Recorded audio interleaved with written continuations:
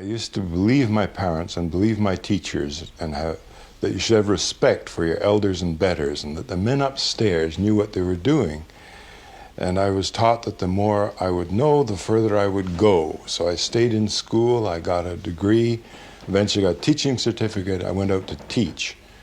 And the first school I taught in, the principal was primarily concerned that the children did not step on the rose beds. And education seemed to be the furthest thing from his mind.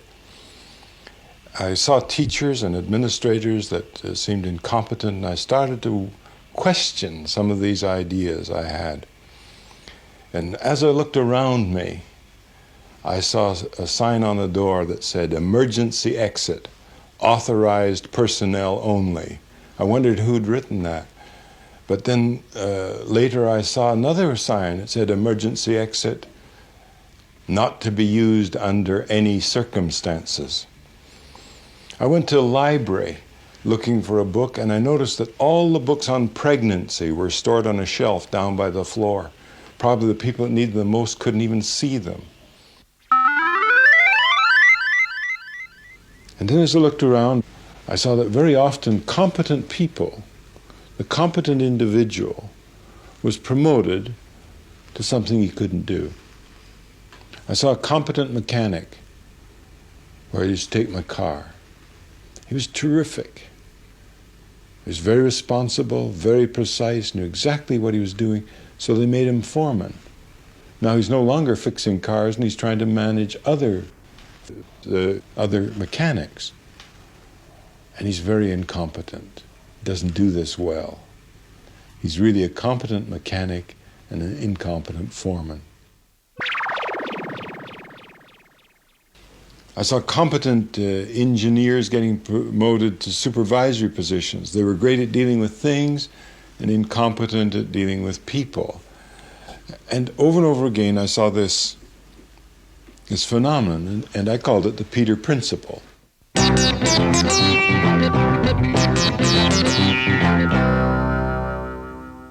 The Peter Principle states very simply that in any hierarchy, an employee tends to rise to his level of incompetence, and that's where he stays.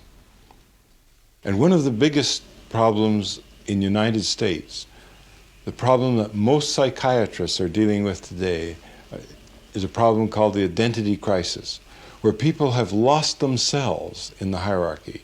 They've done what they've been told. They're following the rules. They're being promoted. And then all of a sudden they find themselves wondering, what am I? Who am I? Where am I? But mainly, who am I? And they're lost in the process of being promoted and trying to conform to what the hierarchy expects. They've lost their own identity. This is a major problem.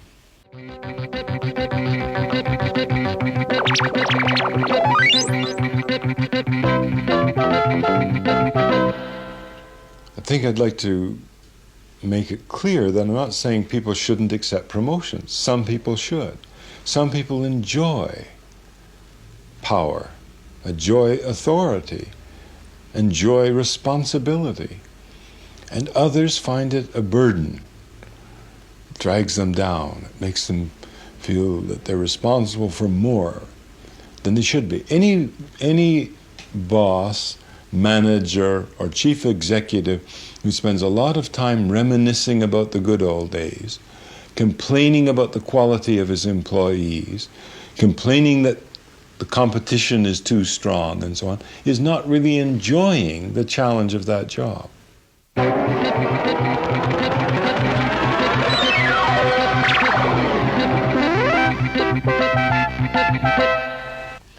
Should we go throughout life being conditioned to keep on accepting that next reward, to keep on running like a squirrel in a cage, to keep on striving for that carrot on a stick?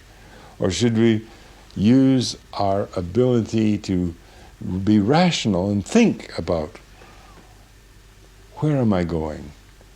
What is the purpose of my life? Is reward through promotion the reward for me? Or are there other rewards through other aspects of living?